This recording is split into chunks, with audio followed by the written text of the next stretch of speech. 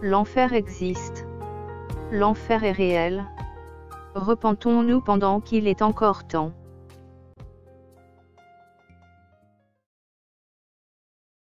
Exhortation du frère Dan Dassin.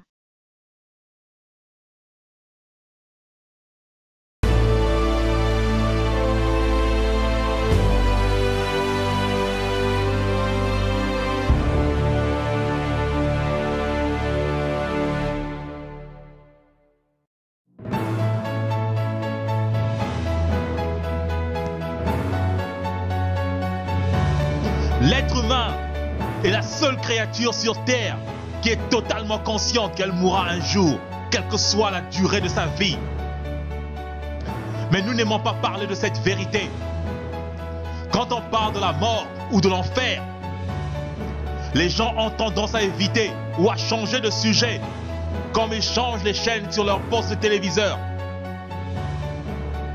La vérité, c'est que la mort est toujours à notre portée. Chaque heure, 6461 personnes meurent dans le monde.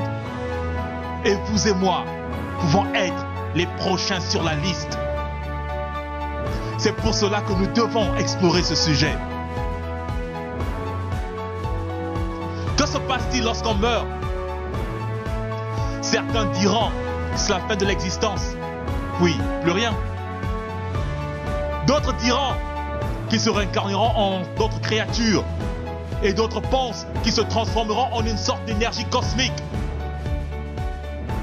Mais que se passerait-il si vous aviez tort? La Bible dit dans Hébreux 9, 27, il est réservé aux hommes de mourir une seule fois, après quoi le jugement. Saviez-vous que nous serons jugés selon le genre de vie que nous avons choisi de mener? N'oubliez pas, lorsqu'on parle de jugement, on juge toujours en fonction d'une loi. Et Dieu nous a donné ces lois. Mais nous vivons comme s'il n'avait pas donné de loi. Après la mort, il n'y a que deux options. Le royaume des cieux ou l'enfer. Ceci peut vous paraître étrange, mais d'après la Bible, la plupart des gens vont en enfer. Les voleurs, les tueurs, les adultères, les prêtres, les pédophiles, les pasteurs, les homosexuels, les chrétiens, les juifs, les musulmans, les bouddhistes, les fornicateurs, les stars de musique, les envieux, ceux qui sont incapables d'aimer ou de pardonner, et la liste continue. Jésus-Christ, de son vrai nom, Yeshua HaMashiach, notre Seigneur et Sauveur, nous a dit lui-même que la plupart des gens vont en enfer. En effet, dans Matthieu 7, 13 à 14, Yeshua dit: entrez par la porte étroite, car large est la porte, spacieux est le chemin qui mène à la perdition. Et il y en a beaucoup qui entrent par là. Mais étroite est la porte, resserré le chemin qui mène à la vie. Et il y en a peu qui les trouvent. Il y en a peu qui les trouvent. Il y en a peu qui les trouvent. Qu'est-ce que cela veut dire? Cela veut dire que nous avons défini notre salut selon notre propre standard et non selon le standard et la norme établie par Dieu. Car entrer par la porte étroite et marcher sur le chemin resserré demande beaucoup de discipline spirituelle et physique. Ce n'est pas en vivant dans la médisance, le mensonge, l'ivrognerie, la fornication, l'idolâtrie des musiciens de ce monde corrompu que vous rentrerez par la porte étroite et que vous marcherez sur le chemin resserré. Nous faisons parfois les choses pour plaire aux hommes, afin d'attirer les honneurs les uns des autres. Parfois nous pensons que parce que nous vivons une vie paisible et calme, ou parce que nous donnons de l'argent aux œuvres de charité ou à une église, que nous avons un ticket pour le royaume des cieux. Ces actions ne sont pas suffisantes. Et aussi, votre appartenance à une église ne vous sauvera pas non plus. Ce que Yeshua, notre Seigneur et Sauveur, attend de nous, c'est l'abandon total de notre vie à lui. Comme lui-même s'est abandonné totalement au Père Céleste à la croix. pour nous sauver des flammes de l'enfer. Yeshua, celui que beaucoup appellent Jésus, a été clair sur le fait que même si vous utilisez son nom pour faire des œuvres grandioses, il n'en demeure pas moins que c'est seulement par l'obéissance à la volonté de son Père, Yahuwah, que nous obtiendrons le salut de nos âmes. Dans Matthieu 7, 21 à 23, Yeshua nous dit: ceux qui me disent Seigneur, Seigneur n'entreront pas tous dans le royaume des cieux, mais celui-là seul qui fait la volonté de mon Père qui est dans les cieux. Plusieurs me diront en ce jour-là: Seigneur, Seigneur, n'avons-nous pas prophétisé par ton nom? N'avons-nous pas chassé les démons par ton nom? Et n'avons-nous pas fait beaucoup de miracles par ton nom? Je leur dirai ouvertement: je ne vous ai jamais connus. Retirez-vous de moi, vous qui commettez l'iniquité. Yeshua est furieux contre ceux qui commettent l'iniquité. Mais qu'est-ce que l'iniquité? Il faut préciser que dans toute la Bible, le mot iniquité ou anomia en grec est toujours traduit comme la transgression de la Torah. La condition de celui qui est sans loi devant Dieu. Le mépris ou la violation de la loi de Dieu. Si vous relisez Matthieu 7, 21 à 23, vous comprendrez que Yeshua lance une mise en garde à l'égard de ceux qui vivent sans la loi de Dieu ou qui la transgressent, mais cependant pensent qu'ils sont les serviteurs du Seigneur parce qu'ils font des miracles ou parce qu'ils prophétisent. La Bible nous dit que c'est à cause de nos transgressions de la loi divine que le Messie est mort. Efforçons-nous donc de ne plus pécher. Il faut rappeler au passage que 1 Jean 3, 4 nous dit: le péché c'est la transgression de la Torah. Alors ne transgressons plus la Torah ou les commandements de Dieu. L'apôtre Jean a aussi enseigné que nous devons garder les commandements de Dieu. C'est là l'objet de notre foi en Yeshua. Nous connaissons que nous aimons les enfants de Dieu lorsque nous aimons Dieu et lorsque nous pratiquons ses commandements. Car l'amour de Dieu consiste à garder ses commandements. Et ces commandements ne sont pas pénibles. Parce que tout ce qui est né de Dieu triomphe du monde. Et la victoire qui triomphe du monde, c'est notre foi. Une personne qui a triomphé du monde est capable de vivre selon la volonté de Dieu. Une personne qui vit selon les convoitises de sa chair ne saurait plaire à Dieu. Mais Dieu prend plaisir à la personne qui renonce aux convoitises charnelles. Car les passions de la chair sont l'une des principales causes de la perte du salut. C'est pour cela l'apôtre Paul dit: ceux en effet qui vivent selon la chair s'affectionnent aux choses de la chair, tandis que ceux qui vivent selon l'esprit s'affectionnent aux choses de l'esprit. Et l'affection de la chair, c'est la mort, tandis que l'affection de l'esprit, c'est la paix, la vie. Car l'affection de la chair est inimitié contre Dieu, parce qu'elle ne se soumet pas à la loi ou à la Torah de Dieu, et qu'elle ne le peut même pas. Si vous ne vous repentez pas, l'argent que vous détournez aujourd'hui et que vous amassez aujourd'hui ne vous aidera pas en enfer. Les femmes ou les hommes avec lesquels vous couchez, vous forniquez avec, ne vous aideront pas en enfer. Votre orgueil, votre pasteur, les stars de cinéma et de musique que vous adorez aujourd'hui ne vous aideront non plus. Vos amis ne vous seront d'aucune aide en enfer. Si vous êtes incapable de pardonner même à la personne qui vous a fait le plus de mal, vous êtes en danger de vous retrouver en enfer. C'est maintenant que vous devez décider votre futur. Le royaume céleste ou l'enfer. La vie ou la mort. Choisissez la vie en Yeshua, mes frères et mes sœurs. Aujourd'hui, les églises sont occupées à vous aveugler, en vous enseignant pratiquement presque tout le temps à convoiter, à poursuivre les richesses et les trésors de ce monde corrompu. La doctrine de la prospérité est l'une des portes qui mènent en enfer. Cette doctrine de la prospérité est une forme pure d'idolâtrie.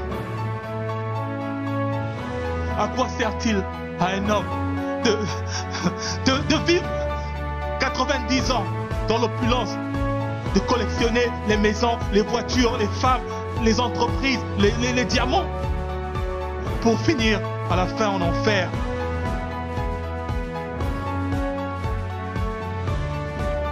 Yeshua, notre Seigneur, a dit: cherchez premièrement le royaume des cieux et sa justice,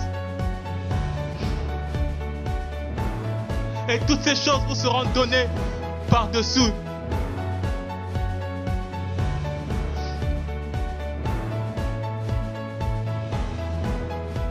Yeshua a bien dit: cherchez premièrement le royaume et la justice de Dieu. Il n'a pas dit cherchez premièrement ces choses, mais il a dit que ces choses vous seront données sans que vous les demandiez. La condition pour recevoir toutes ces choses, c'est de rechercher le royaume et la justice de Dieu. Comment rechercher le royaume et la justice de Dieu, me demanderez-vous? C'est en vivant selon les commandements de Dieu. C'est en détruisant chaque jour qui passe le péché dans notre vie. C'est en aimant notre prochain. C'est en prenant soin du pauvre, de la veuve, de l'orphelin, car ces personnes sont précieuses aux yeux de notre Dieu. C'est en faisant de Yeshua HaMashiach notre Seigneur, notre Sauveur, le maître de notre existence. Aujourd'hui encore, plusieurs personnes mesurent le degré de leur relation avec Dieu par rapport à leurs avoirs, par rapport à leur argent, par rapport à leurs possessions matérielles. Souvenez-vous que le diable aussi avait offert des bénédictions et la gloire à notre Seigneur Yeshua. Ce n'est pas parce que vous avez un bon travail, une belle maison, une belle voiture, que Elohim est forcément l'auteur de ces bénédictions. Ce n'est pas parce que votre entreprise prospère que c'est forcément la bénédiction de l'Éternel.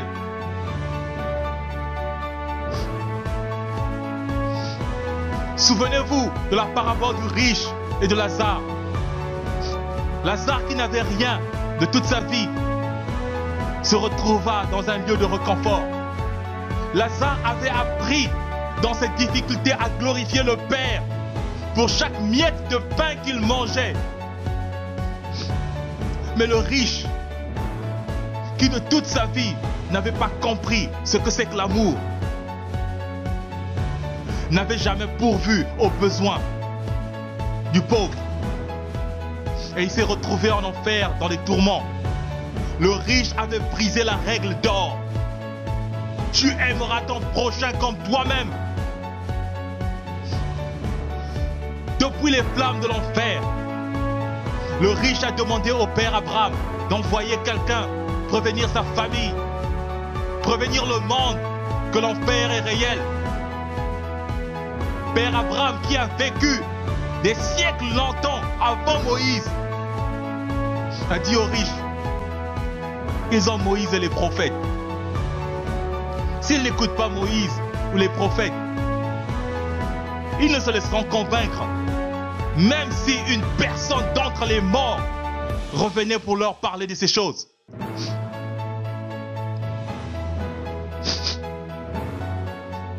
Père Abraham avait raison,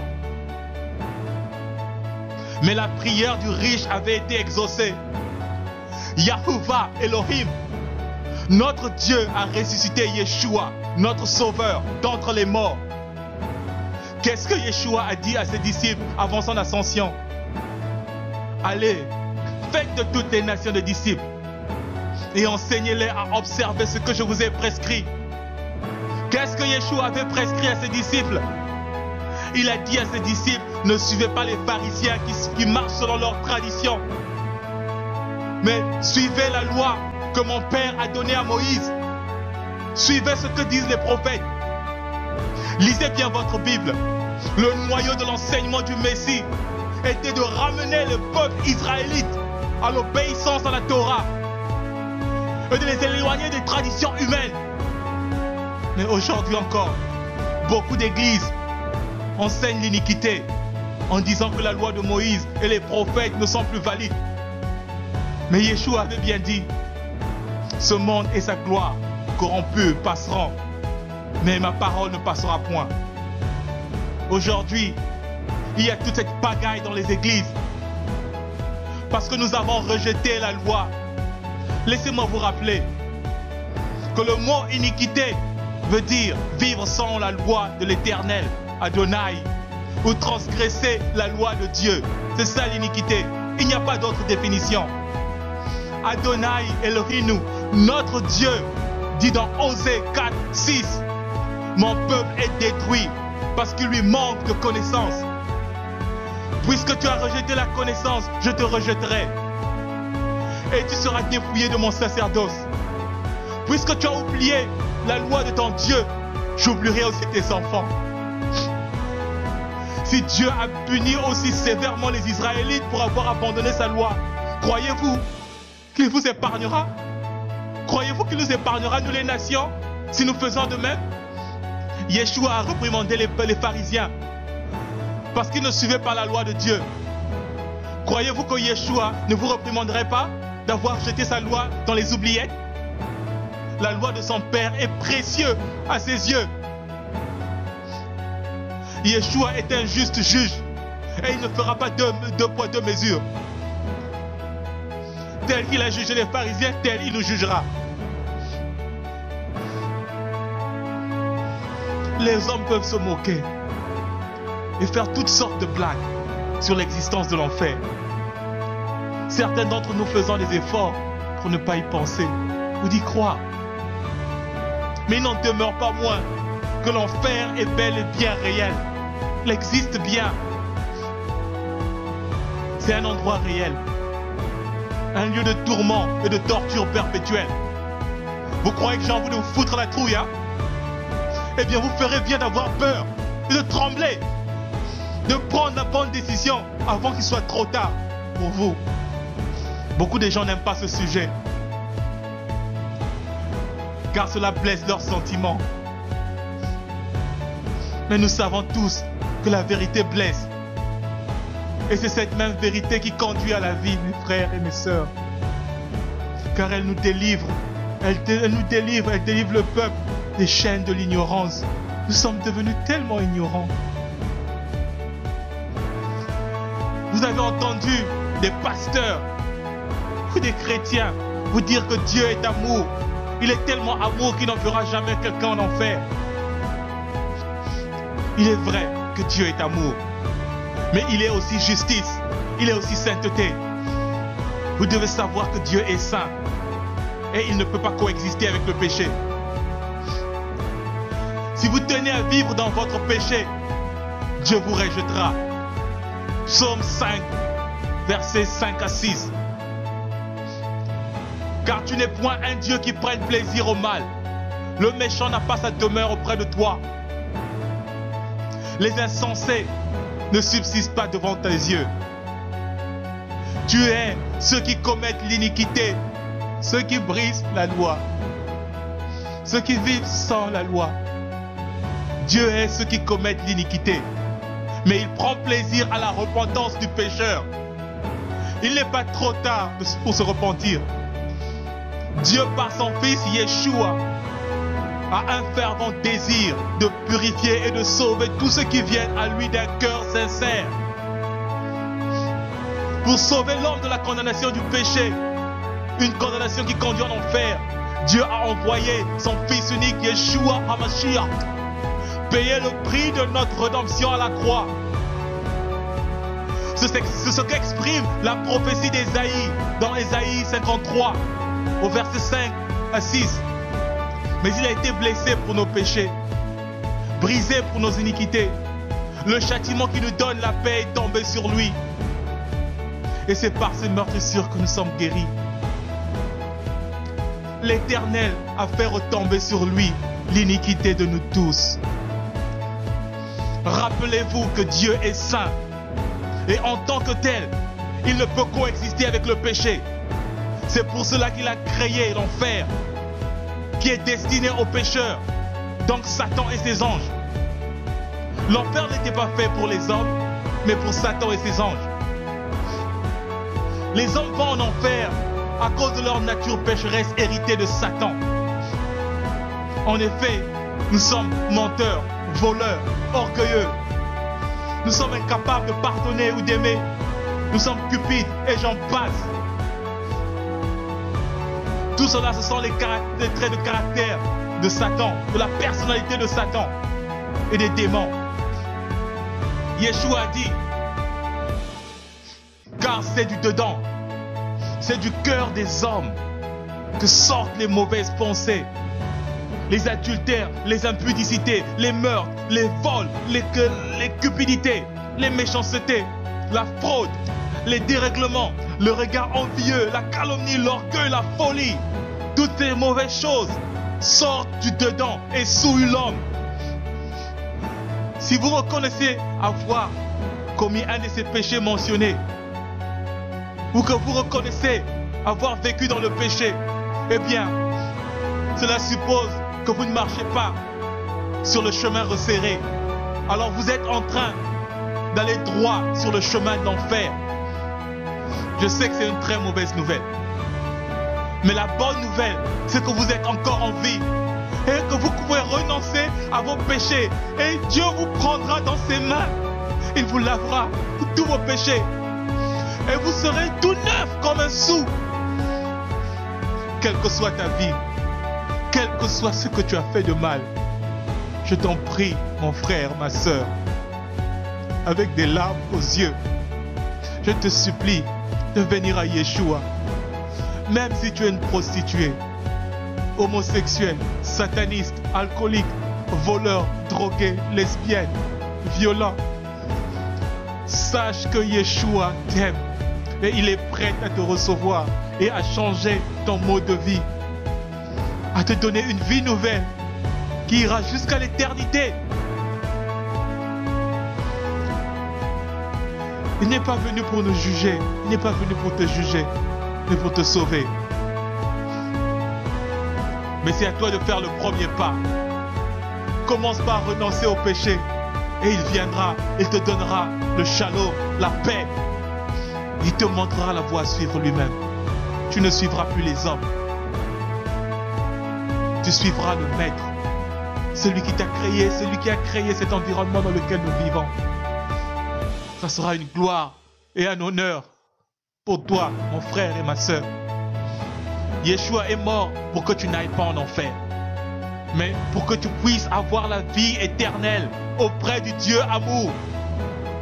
1 Pierre 3, 18 dit, Christ a souffert une fois pour les péchés, lui le juste pour les injustes, afin de nous amener à Dieu, ayant été mis à mort quant à la chair, mais ayant été rendu vivant quant à l'esprit. Oui, Yeshua, le Messie est mort pour nous.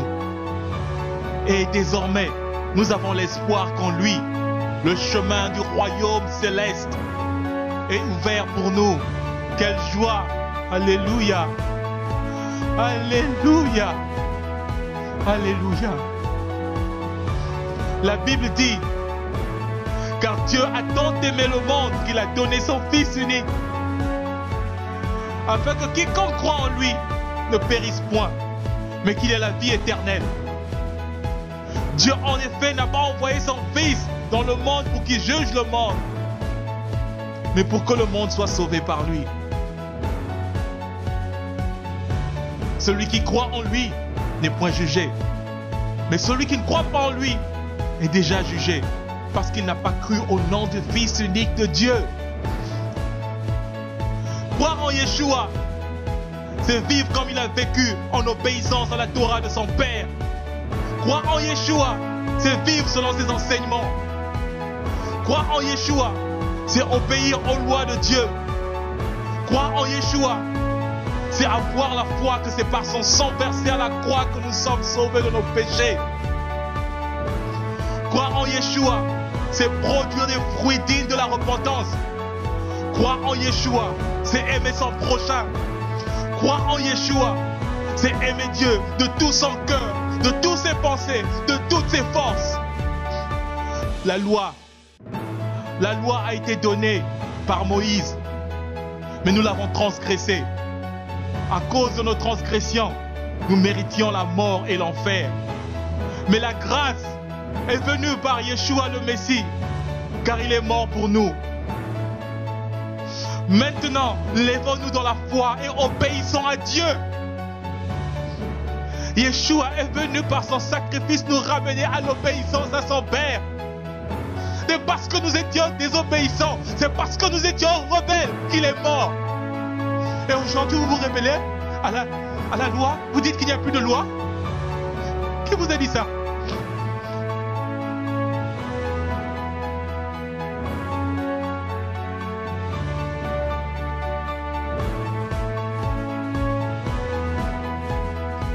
Méditons sur ces paroles de notre Maître et Sauveur, Yeshua HaMashiach.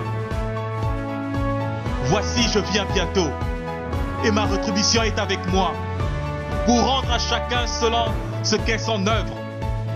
Je suis l'Aleph et le Tav, le premier et le dernier, le commencement et la fin. Heureux ceux qui lavent leurs robes afin d'avoir droit à l'arbre de vie et d'entrer par les portes dans la ville. Dehors les chiens, les enchanteurs, les impudiques, les meurtriers, les idolâtres et quiconque aime et pratique le mensonge. Moi, Yeshua, j'ai envoyé mon ange pour vous attester ces choses dans les églises. Je suis le rejetant de la postérité de David, l'étoile brillante du matin.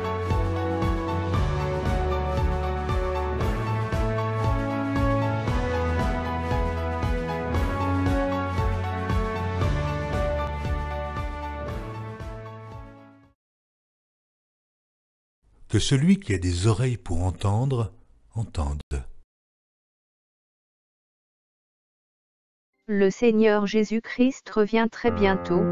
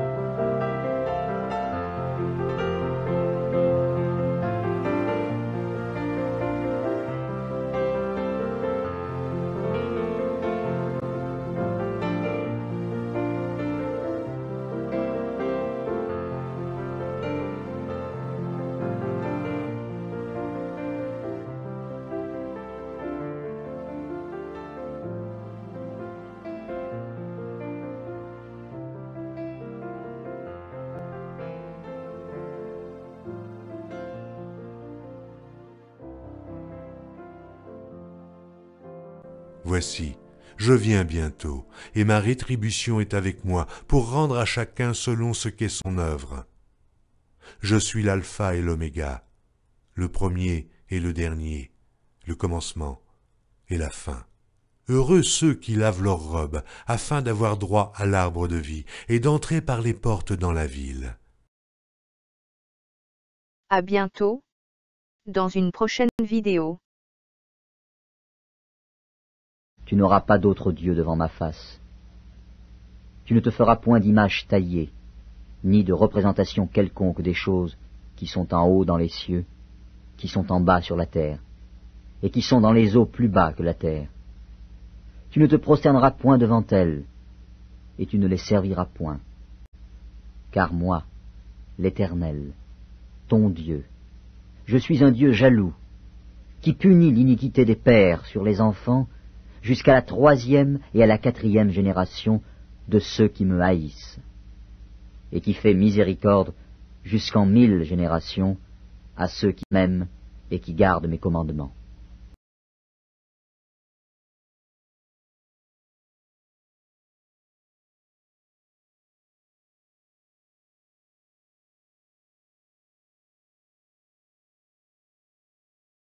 À bientôt, dans une prochaine vidéo.